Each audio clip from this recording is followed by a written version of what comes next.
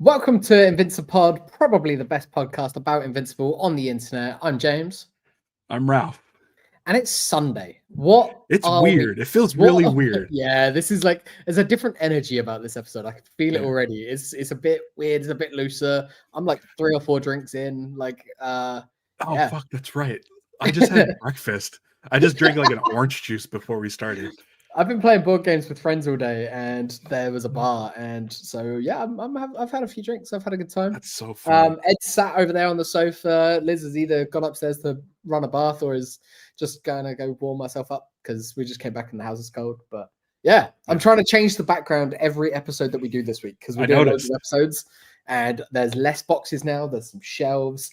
I'm not even going to spoil it because I kind of want to have this guy up on the wall before the next episode. So yeah, I caught a glimpse when you took off. Yeah. We'll keep that as a surprise for the audience in case he pops up. I'm just going to ask you this: is it Robbie Williams? No, not in the slightest. Absolutely okay. not. Right, is that who it is? Is that movie? No, I mean that is that movie. But yeah, no. Yeah. I'll say it's a no. Don't, you don't have to show it. That was a tease. That was a tease. We caught a glimpse of an ear. But we'll see. As we progress, we've got 4 episodes within a week. What is Amazon thinking? Like, they always do this. This is what they do. It's their release schedule. I feel like you could make so much more money by spreading out the releases. And like Netflix have kind of got that. They're doing like all of their big marquee shows like Stranger Things and stuff. They split them into blocks, don't they? So they'll do the binge drop, but it'll be like block 1 of season 5, and then it's like block 2, and it's like a month or 2 later because they know that if it's a month and a half later, you'll just keep that subscription rolling instead of dropping out and then dropping back in.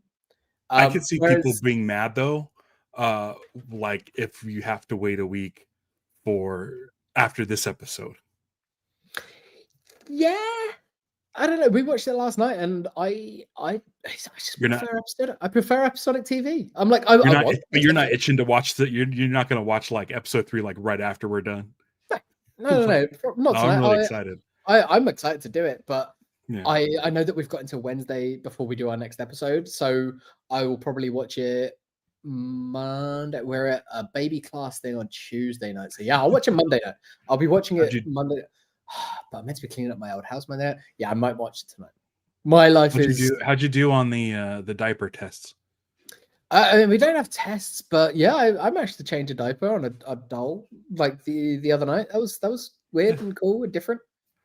And then I picked up some dog poo this morning and managed to put my thumb in it. So going great. I managed to do a diaper, a fake baby diaper, but completely clean. But then for the first time in years, like, got some dog shit on my hand. So great for me today. Really, really, really great. You're fine. Yeah, I'm fine. You're good. But yeah, so this episode, Deal with the Devil. I have a question right off the bat because here's the thing. I read through Invincible twice in my life. Yep, me too. And I don't recall ever seeing a Cecil flashback. Never. Cecil's origin. This is brand new for the show. Like they might have done it in one of the side books that I didn't read, but I can't imagine they would have. But this is brand new story, and it's so good that we got young Cecil, and we've realized, like, we see the idealistic version of him, and we see how he became this person that he is now, where he's just we see him as this ruthless, hard ass, like doesn't care who he works with, he's got a plan for everyone, but we saw him when he was an idealist. So for like the comics, like he's always had the scars, so he's been through stuff, and I'm wondering if like Kirkman, if this is a story he knew all along, if this is something that he's like, you know what, like this is what he had in mind for the character, like when he created, but just decided never to tell that story. I mean, maybe it is in a side book. I It know might there's be a like throwaway out there line. called- This is the only bit of me that's left, sort of thing. It's not a scar. This is Yeah. the I mean, it is a scar, but it's like this is the only bit of me that's left. Like, Great. but that was a really cool revelation that like everything else on him, from like down to the bone, pretty much, has been regrown and recreated for him, apart from this one bit that was salvageable, and that's why he wants to keep it. And Yeah. I think that's great. Yeah. I found out recently, thanks to Jeremy Kelly, who went and read all of Wolfman, and he very much enjoyed it. Yep. But he also, because he put this on Blue Sky, also had like kind of a compendium. It might have been a regular trade paperback called like Invincible Universe. Mm. And I think it collects all the side stories, like the into Guardians of the one. Globe or Guarding the Globe series that they did and stuff like that. Yeah. Yeah. So I think what I need to do is see if they have that digitally. I'm assuming they do. I'm sure they would. Yeah. Especially Amazon. Yeah. Especially on like But they own Comixology. Comixology, don't they? So it's going to be on there. Yeah. And they seem to be in good with Skybound. So I'm not gonna get too in the weeds on this, but we were like, do we want to get rid of Amazon and Prime because of certain people that may own that company? And I was like, the one thing where I was like, I can get my books on Apple, but I mean, it all sucks. Everything sucks. I don't think. I mean, it's a deal that with the devil. It is like it's right. It's very thematic. Like we all make that deal with the devil every time we buy anything on Amazon or stream something on Amazon.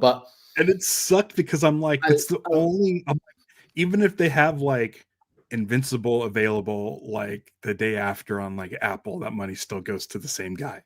Yeah, and it's still going there. They produce it. Yeah, and then I'm like, I can't not watch Invincible. At that point, you're just juggling billionaires. Like it's not. Steve was like, I choose that our money is going to the creators of Invincible. Yeah, yeah. Like, okay. I think that's the only way you can like logic it out. Is being like Kirkman and Otley and Cliff Rathman and all those guys get their cut. Like they all should be getting a thing. Yeah. And I bought a Comixology book because that's where I've been getting my books since like 2008 or 9. Of keeping a collection together, isn't it? Yeah. And I got like one Green Lantern book on Apple Books, and I'm like, oh, this is like the way you flip the pages on that. It's a fucking nightmare. Yeah. I've got digital copies of all the Mission Impossible movies on Apple, apart from the latest one, which I bought because I had a voucher on Amazon. So I've used the Amazon voucher to get it. And I was like, oh, now I've got to go to a different service to use it when I want to watch them all or something. It's like Dead Reckoning. It's really annoying just having one in a different place. Yeah. So like like the latest Green Lantern issue wasn't on Apple in time for me to read it for my podcast, Lantern's Life.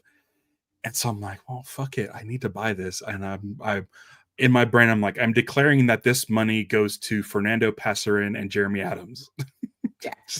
And to DC Comics, who by all accounts seems like okay, I guess. I don't know. But then still owned by Warner Brothers. So it's like it's still you go up the chain enough and you're gonna hit an asshole somewhere. Like it's just the way that capitalism works. It sucks. So we're supporting the workers. It's like I wish you can check a box where your money goes to, but so I think if I'll go look on Comixology because it is owned by Amazon and they're in the Invincible business, so I'm assuming they're making that available. So maybe by the end of the season I will have read that. Cool. And maybe we can chat about it, or I don't know. Not forcing you're busy enough and not forcing you to read that as well. But you probably read more than I have. I still haven't read the Rexplode or Adam Eve. You didn't know about those, did you? No, so I read those. I read Brit. I read stuff up to a point. I read the first few issues of Guarding the Globe, but I didn't finish it. I don't think. Yeah, same. So there's because I think that was still going. And I've only ever done all of those ones. Yeah, I think they were. I think they were both coming out when we were at our respective comic shops. But I didn't keep up with any of them. I didn't finish any of them, and I haven't revisited anything since other than Invincible from any of that. But One Wolfman is one one of that I the would. I think I found my one of the Wolfman things trades the other day. oh yeah, I think so. I think so. I have all those on Comixology, all of them. Nice. I had them. I got the trades, like the first trade, and then I read like the floppies. Ah, cool. When I caught up after that first trade, Yeah. I think there was only 2 trades. Is it There's like what 26 issues or something. Might be There's 4. not a lot. Might have been 4 trades. Huh. There's 4 of that, 2 of Brit, or 2 or 3 of Brit. Okay. Not many. But I definitely finished that series. But yeah, yeah. Anyway. Yeah. So baby Cecil, really good side story, like intro. They gave it time. They gave a good portion of the episode to follow in that, which I was really you got to see a full story there. It was really nice. And what's kind of cool is his predecessor is doing all the shit that Mark's accusing Cecil of. Yeah. Where he's like using bad guys, breaking the rules, getting things done. And it's like, I thought it was cool that Cecil obviously is a Nick Fury stand-in, like old original version white Nick Fury. His predecessor, a black dude, like, and then has some scarring and stuff like that as well. The scars look exactly like Samuel Jackson. Yeah, it's the Sam Jackson version. Am I right in thinking that it was voiced by the guy from iZombie? The cop from iZombie, I believe. Gladwell, Malcolm Gladwell? I did not. I usually check these things, but I didn't see. I normally do as well, but we were watching it last night and I just wasn't making those sorts of notes. It's so easy to just like hit pause on Prime and just see all the voices, but it's how I get the tracks. If it's a song that I don't know that's in the episode, I just quickly hit pause like I did this one. I was like, I sort of recognize it, but I don't know Spoon very well. But it was a Spoon track, and I was like, perfect, because I can use that for the Instagram post. Like I use whatever the needle drop from the episode, like whatever the first or the most prominent needle drop in the episode is always the one that I tag with the post on Instagram. Did you ever read Gladwell's like a famous Michael? Yeah, not Malcolm Gladwell. That's like the 10,000 hours guy. Like, yeah. I am Malcolm looking Goodwin. it up. Stevie's got it there. Malcolm Goodwin. Was it Radcliffe? Bokeem Woodbine. Oh, okay. Maybe not. Maybe I was wrong. But I think it might be on the show. I could be wrong. I mean, it would make sense. But I liked Radcliffe as a name because Radcliffe, Cliff Rathburn. It's sort of a bit of a portmanteau of those. I feel like that character's name was a nod to long-term colorist. Colorist or inker? I think. Oh shit, man. Oh man, I feel bad now because he did either the colors or the inks for a long time on Invincible, and he's sort of always part of that family of creators. It was nice to see that. FCO came in after him, and FCO is a colorist. FCO is the colorist because then FCO worked with Otley on everything, and then FCO went over to DC and was doing like that Batman New 52 run at the beginning of that.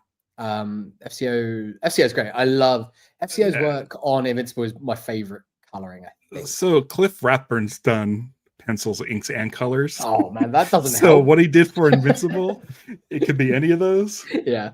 He's great. He's part of it. He's one of the art team. Let's just say he's on the art team. I liked it. The villains from Cecil's backstory were brand new as well. I think I don't remember them. It made me laugh when they both got their butts out. Like they're not shy with their costumes, but also psychos. Like they are willing to sacrifice everything. They are zealots at first, and they are responsible for Cecil being the way Cecil is. Because when they are brought back in as assets, shall we say? Like they're too good. They're too good to.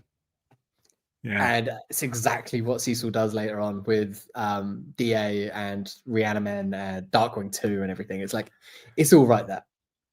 So I was thinking, as far as their like sort of alter ego in like Marvel, it would be Iron Fist and Elektra, possibly. Yeah, I could see that. They definitely looked like, and a lot of things in Invincible do. They look like GI Joe villains, like that sort of. Yeah, they design. look like Tiamat and Zamat and oh god, the twins. Okay. I know it's Zamat and Tomax. Okay. They're reversed. They're with the blue and the red sashes and it reminded me of Psylocke as well, like the costuming. Like it's quite Psylocke. Stevie was like that. That costume's ridiculous. Oh. I'm like, yeah, because it's insanely like crazy low cut, like this, but then it has like the fur collar to keep warm. Only need to keep the neck warm, nothing else. It's ridiculous. Now, okay, so are these guys also don't look familiar to me? No, I think they're brand new. They're brand new for the show, which means that, you know, like Corey Walker, it's probably Corey Walker has been doing character designs. I know Otley is a consultant and stuff. I could see them having fun with these guys. Definitely. Make me an Iron Fist and Elektra, but make them look like the twins from G.I. Joe. G.I. Joe, yeah. It's cool. We'll go with that. I think that's what it is. Yeah. It is. I'm assuming it is. There's a line that is repeated a couple of times in this episode, and it's perfect. It perfectly sums up Cecil and his whole thing, and it's the you can be the good guy or you can be the guy who saves the world, not both. And it's excellent. It's said to Cecil at the beginning, and then it's echoed by Cecil at the end of the episode, and that is the character, and he's trying to tell that to Mark as well. It's like you as well can be in that situation. His fear of Mark when they're in the White Room, when it cuts back to the present day. There you go. That's those twins. G.I. Joe's ridiculous, isn't it? Well, I mean, here's the thing. Like, G.I. Joe's my era, so watch what you say. I had toys. I didn't ever follow like the comics or the show or anything like that. I just had the action figures. I just used they were something that I just played with and assigned other characters to them essentially. But yeah, when they're back in the White Room and Cecil is saying to Mark, like, hang on, look, we're in here because I'm scared right now. And Mark's like, "What? I've never been threatening," and everything. And like, he just keeps on digging. And the angrier he gets, the more we as an audience are like, Cecil's not wrong here. Like, Mark is scary. He can be scary. We know how powerful he is. Yeah. Also, like, we also get to see him first be introduced to Omni-Man. Yeah. And he's got to be gun shy after spending at least 20 years or so, however long it's been, maybe 30 years with Nolan. Yeah. And then to like let Nolan do what he did, you know, because so Cecil, when he first meets Nolan, is like very dubious and like, we don't know what this guy's up to. I'll just go in, bring all the tanks and shit, like if stuff goes south. So at first he was like not trusting of Nolan, built this like 30-year relationship with him, and then the tables turned. Yeah. I think it was always been with Mark since the beginning. Yeah. And he's like, no, I'm listen, I fucked always up gonna once. Keep a distance. Always gonna keep a distance. But then also now there's Oliver.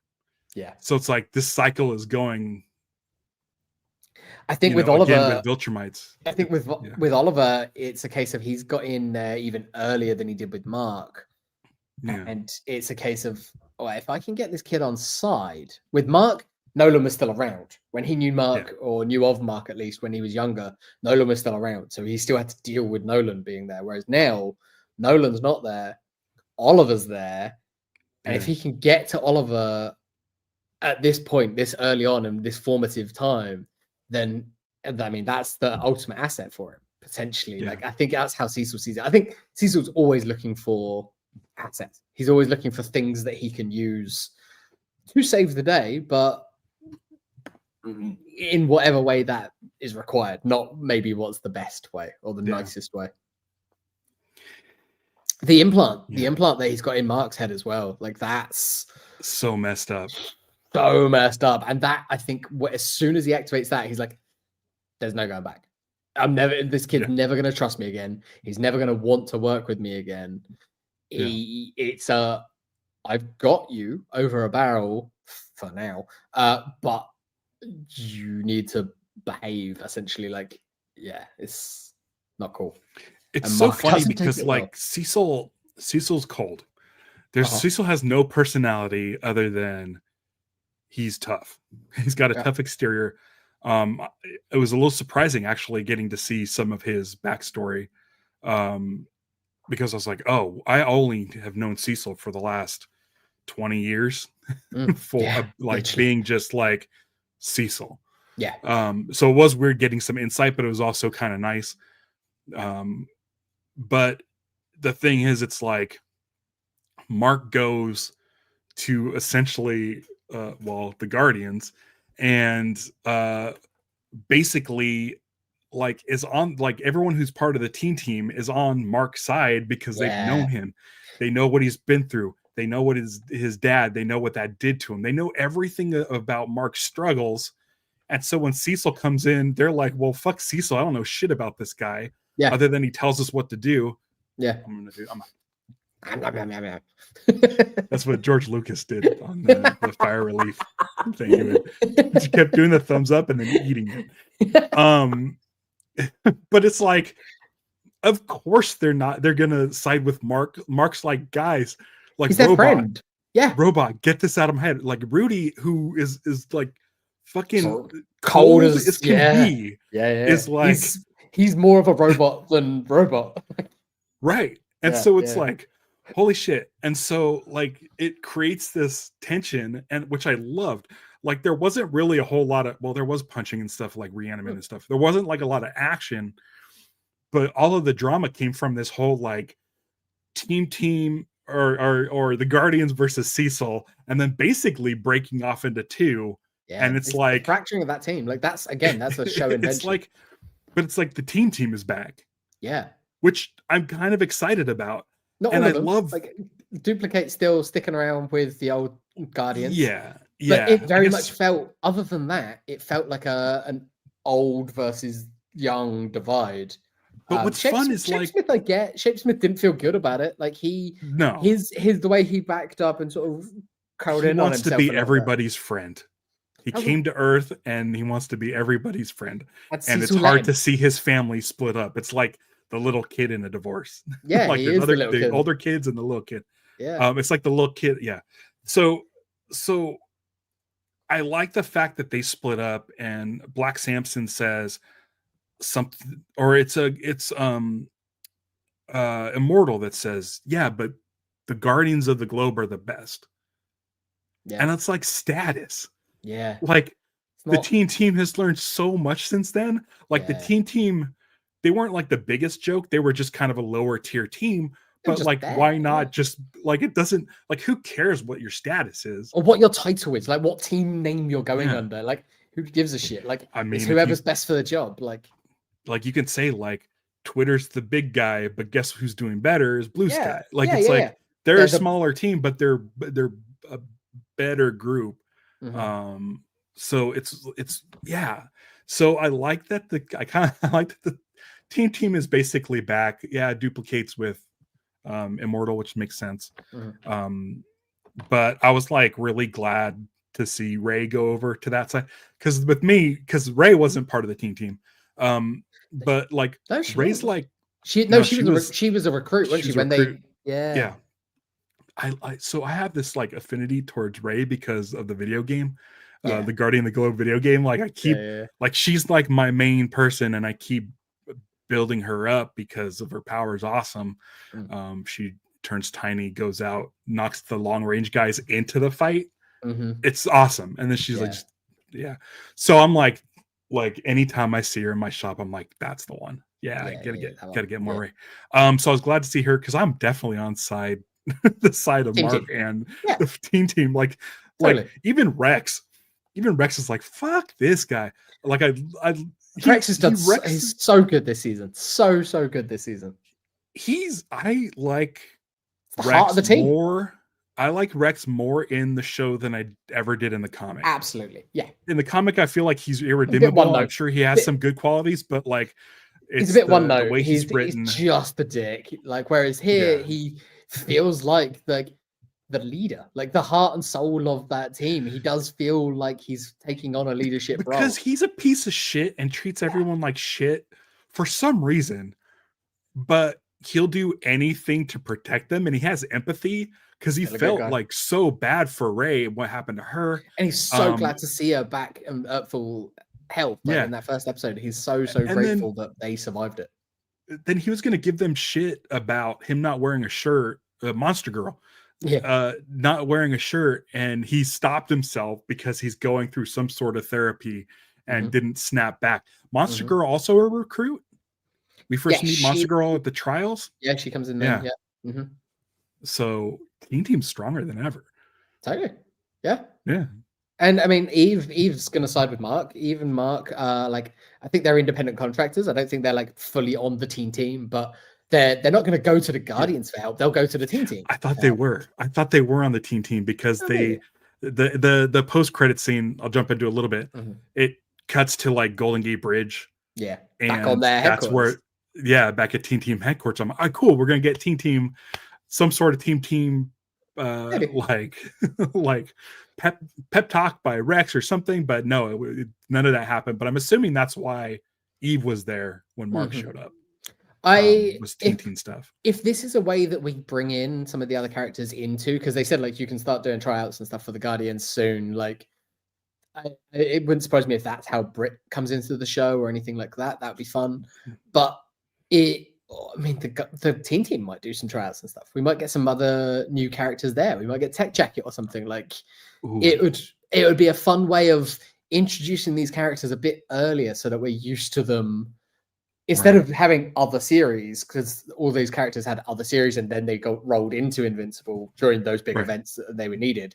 If they're introduced this way by having a couple of different teams essentially bolstering their ranks, it would be a fun way of doing it and a fun way of. I really want to, like Invincible, for those who read the book, like filled with Easter eggs with characters from like other Savage properties, Dragon. like that's exactly what I was going to say. I want Savage Dragon, just at least if they're doing recruiting, have Savage Dragon in the background. Like I was half expecting it at the funeral for the Guardians. I was. And I was like, so close.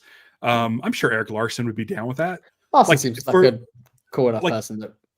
Yeah, and I feel like if you know, if you were to be able to expose Savage Dragon to, you know, Invincible's audience, which there's an animated series which I think is huge.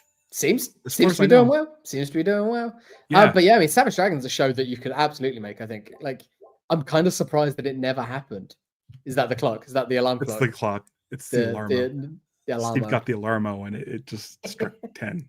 She's using the Zelda timer. I could just tell it was Nintendo sounds. It just sounded very Nintendo-y. Yeah. I like it. But I think the Savage Dragon would be a show that could work. I think it's something. It's gone on for so long. It's like a cop show. Like exactly. It's just it's a procedural, but like it's a procedural that like aged and grew and changed, and there was. Is it still characters? I don't know. I don't look at regular comics anymore. Like I don't see it, but it wouldn't surprise me. It felt like the comic that would never die.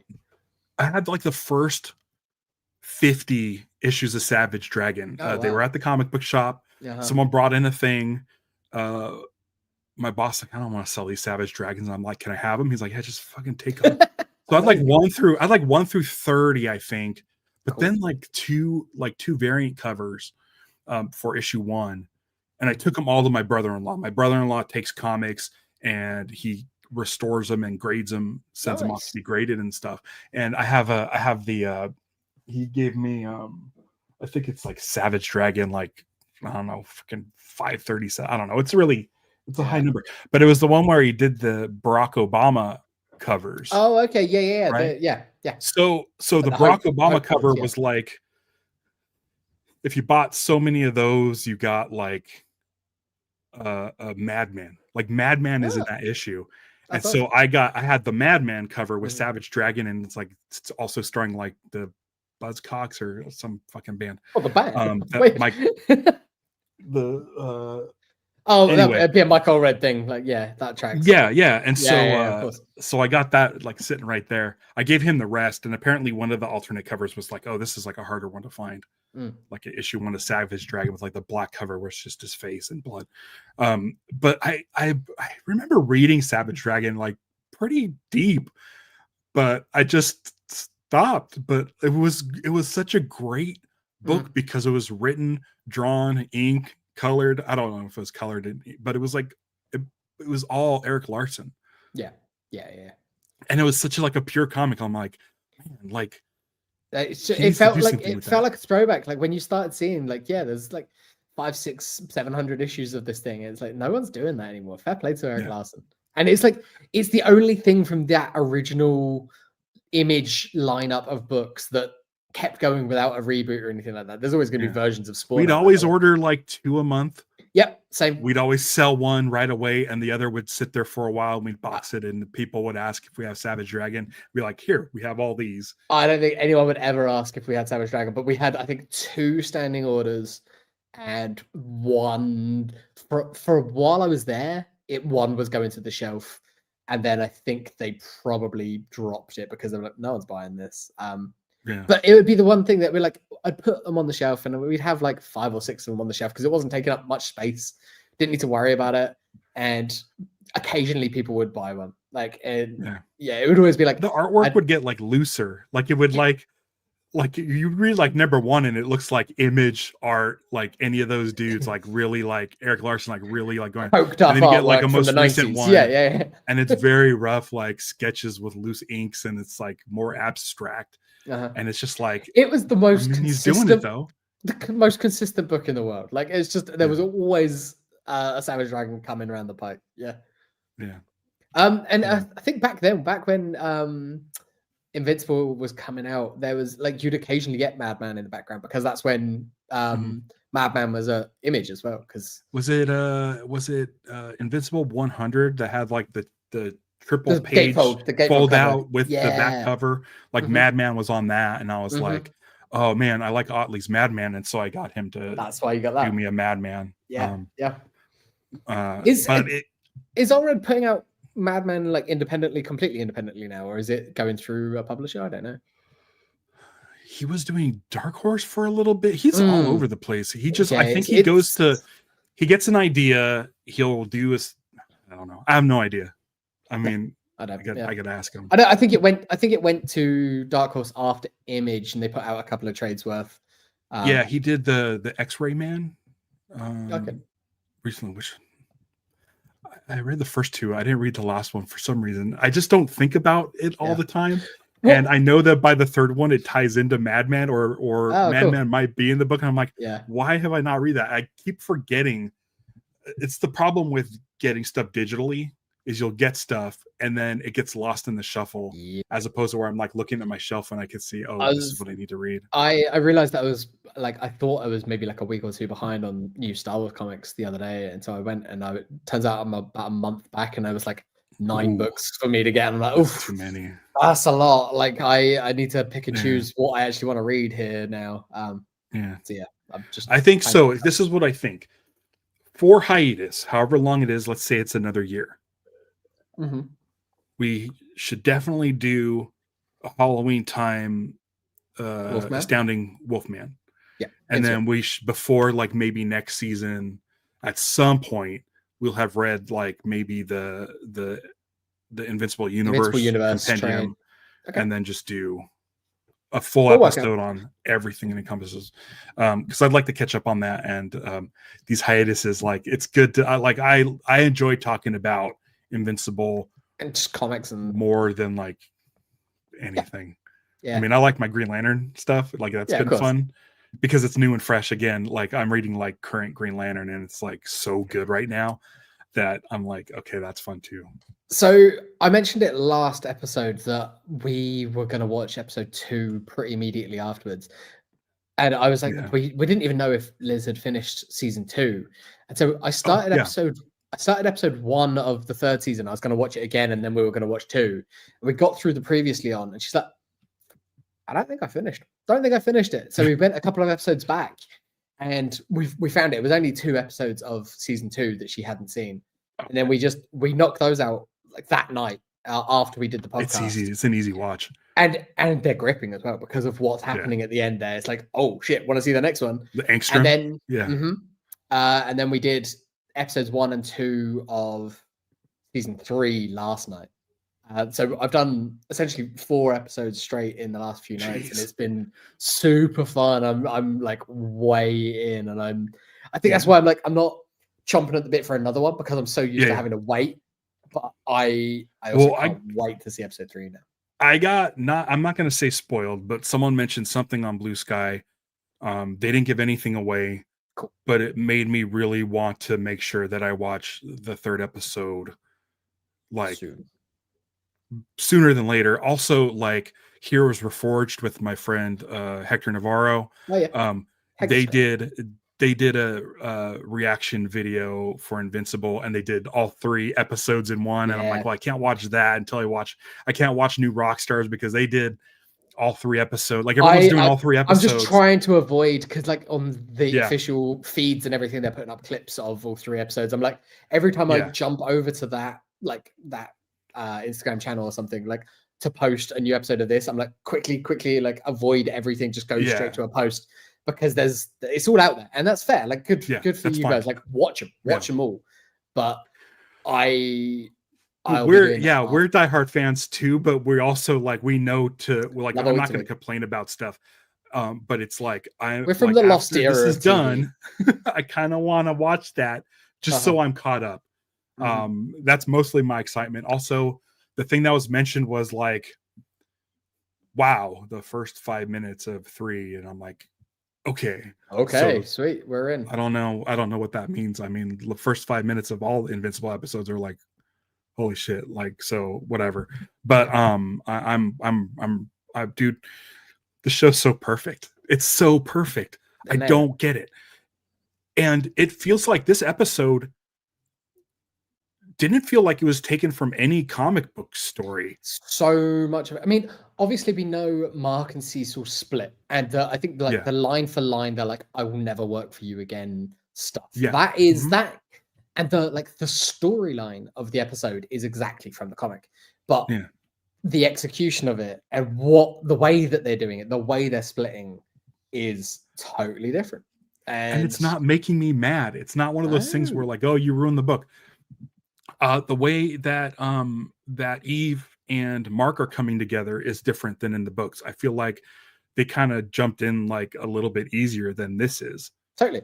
Like I don't think Eve didn't know about future Eve in the book. I don't think. No. When we were watching the episode, and when Mark is in the treehouse and he's telling Eve how he feels, Liz was watching it. She's like, "Oh, what?" Like, before even reacted, she's like, "Mark, what are you doing? You're a fucking moron." Like, like, don't do that. Like, don't be a dick. But that's one of the things with this episode also that shows you what kind of family Debbie is raising, is to be truthful, is to be, she keeps telling Oliver, like, no secrets. Like, and Mark is the same way. Mark doesn't want to keep secrets because his dad kept secrets for his whole life. And I feel like they're really afraid of something coming back. And they want to be completely transparent. And as stupid as that was for Mark to do that, now it's in the past. It doesn't have to be a problem later. I think the same thing with Rick and William this episode as well. Like, we're getting more Rick and William because they're really good characters, and they're way more fleshed out here. But when Mark is telling them that DA is still out there and he's still making Reanimen, I'm in the back of my mind, I'm like, is that the right choice? Is that the right move? Because it's only putting trauma on them. But it's that is the family that Debbie, and the way that Debbie has parented. It's like, no secret. It's out there. You tell people everything. like, and it's a much healthier way. I don't know if it's a better way for Rick and William to be knowing that that's out there. I am scared that now Rick is going to try and go and do something stupid, like go and try and take out DA Sinclair when he's leaving work or something, and then be taken out by Cecil or like someone else from the UN. Like, but I'm just, I am scared about how that's going to play out, if it plays out at all. But because their relationship is so insignificant in the comic that they're kind of up for, like, those are characters that are like, they don't need to be in the comic relief for this, the like, whole later on story of Invincible, where it's like, dude, now Kirkman knows, it's like, oh well, I'm giving way more of these guys, and Kirkman's good about like pulling the rug out from under people. So it's making me anxious, because as and far if they as do need to write them out, that's a way of doing it. You have Rick go do something, he's killed, and then William is going to blame it on Mark, and that's a way of splitting that friendship up. And that's if they decide to go that route. It's dark, it's horrible, but it's going to make Mark, it's trauma on Mark, which is, but this, just story, so people know, this is like pure speculation on our part. Like, we don't know what's going to happen with this relationship. So don't think we're spoiling. It might never come up again. Yeah, it's one of those things where I feel like in the comic books, ultimately, the book Invincible is a book with that ends with hope and a happy ending. And I feel like Kirkman's like probably still wants to do that, but needs to put in some drama somewhere. And so for me, as a fan of the books, I'm like, oh, these two guys are kind of expendable.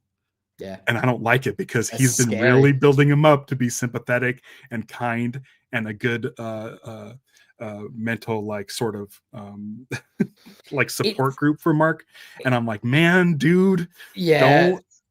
There's more like foreboding and stuff as well. Like when we see Robot, Rudy and Robot, like being the way they are, like there's moments where I'm like, they're laying the groundwork here for if they get to do the full run, if they get to do stuff that goes much later into this series and stuff that happens with that character, they're laying some groundwork here so that on a rewatch, you're like not taken by surprise by anything. You're like, oh, there's stuff there. It's all there early on, because they've got that benefit. They know where the story goes if they follow the bones of the book. And I think we're getting Robot and Monster Girl sort of now coming together more. Which is great at the moment, and it makes things even harder to see if things happen later on down the line, or if but it's the same thing. It's like they're changing just enough that I don't feel like I ever know 100% the way a story is going to play out. I've got a good idea, I feel but like I don't know. The way they set up in episode 1 of Invincible, they set up the Guardians and to give you like the ultimate gut punch right away. Like that's something it took Invincible fans like 7 issues or 8 issues to get to that they point. They had to bring it up from like 12. And I feel like Kirkman's like, maybe as he was writing the book, he's like, these are kind of some broad strokes that I want to do. And after the fact, he's probably, well, maybe I could have tweaked it. So when it came to doing the show, he's like, I know what the big moments are. What can I really do to amp up the drama and turn the screws and set stuff up, because fans know what's going to happen. So he's like playing off of that too. And I just feel like fucking Kirkman just has us in the palm of his hand. Like he knows exactly what regular people who are experiencing this story for the first time, he knows what's going on with them. He's like, okay, cool. But I also know exactly what the fans think are going to do. And he's like, they're in the palm of my hand. I'm going to subvert expectations whenever possible. I'm going to feed it. I'm going to feed it and feed it and feed it and feed it. And then occasionally turn. Like, it's amazing that he's got us jumping at the bit for the same story. Like 20 years later, it's like, it's the same bones of the same story. It's just, we are on the edge of our seat waiting for it again. And it's fucking amazing. Like, well done to We keep talking about dinosaurs. We keep talking about Las Vegas. We don't know if that's going to happen. Might not ever happen. Watching it's like, watching the end of season 2 again, where Mark is thrown into that dimension with the talking dinosaurs and everything. It made me go, he knows what he's doing by sending him there and setting up the idea that there are talking dinosaurs who are completely smart and sentient, and they don't eat things that can talk and things like that. It's like it's that he knows what he's doing. So I feel like there's a lot of things where he's like, I'll plant this seed and let's see if it grows. If it does, great. If it doesn't, no harm, no foul. It was a fun bit. There's certain moments, and I feel like it's having the benefit of having that second draft. Like in this episode, Oliver not being as empathetic. Oliver's quite cold at times as well. Like, and he's like, what's the point? Like, why do we have to say? Like, why do not kill him? Why not kill him? Like, go kill him. You could have killed him. You could have ended it. Like he was being a dick. You kill him. He's like, and he doesn't quite get it. And then you can brush that off to being a kid. You can like put it on him being an alien or a Thraxan or Viltrumite in there as well. Like, but it makes it all the sweeter when you get stuff later on and it's paying off of stories that have been set up for so long. Yeah. I feel like Robert Kirkman held on to all his original post-it notes from writing the book, and he has every single post-it note he's ever written about Invincible and put it up in the writer's room and said, okay, here's everything. Yeah. Which ones do we absolutely need to hit? Yeah. And then they take out the ones they don't absolutely need to hit, and how can we connect these things now and make it better. It's a crazy, it's like a second draft, but the first draft was pretty fucking good. Yeah. And he's like, well, I guess we can refine it. It's a refinement. That's it. It's not really a change, it's a refinement. Yeah. So instead of doing this story in 7 issues, we're doing it in like 50 minutes. Yeah. And that's like episode 1. Yeah. And it's like, okay, but let's there's not enough Debbie, so let's have her suspect something's up. Let's have Damien Darkblood be more prominent in her life, because just like her not just being a dum-dum. It's one of Stevie's like biggest pet peeves in Superman is Lois Lane's an idiot and doesn't know that's Superman. And I like that. Say what you will about Man of Steel, I do like that Zack Snyder's like, no, like Lois Lane's a reporter and a good one. Yeah, she's a journalist, and she would, of course, would be the first one to figure out that Clark Kent is Superman. And it seems like this James Gunn movie coming out, she knows that Clark is Superman, and it's one of those things where I feel like Debbie suspecting Nolan having ulterior motives would be the best thing for that character. Like, absolutely, like a husband and wife. There's nobody that knows each other better.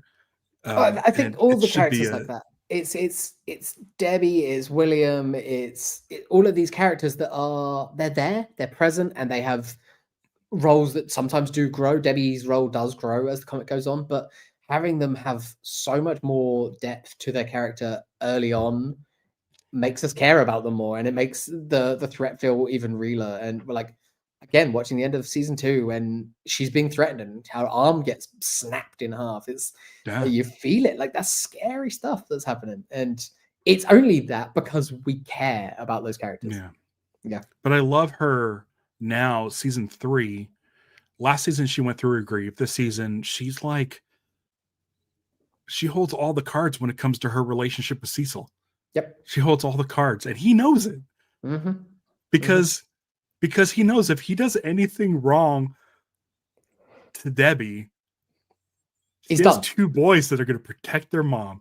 No matter what. Like that she could say whatever the fuck she wants, and she's completely protected by which is going to be like the 2 most powerful people on the planet.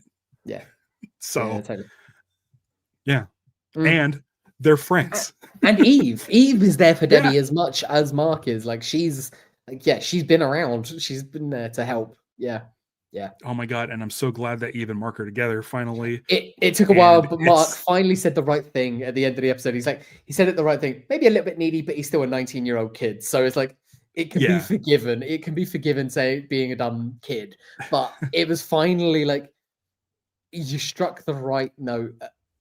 Finally, instead of just digging your own grave. Yeah, it's good. It's good stuff. It's a great show. It's a great show. I'm gonna try to watch episode 3 as soon as possible because I'm excited that Invincible's back.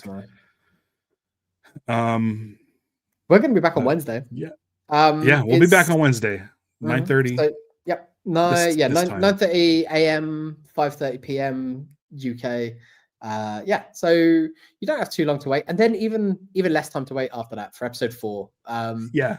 This is that marathon at the beginning half of the season. We'll be all caught up, and then we'll all be there together.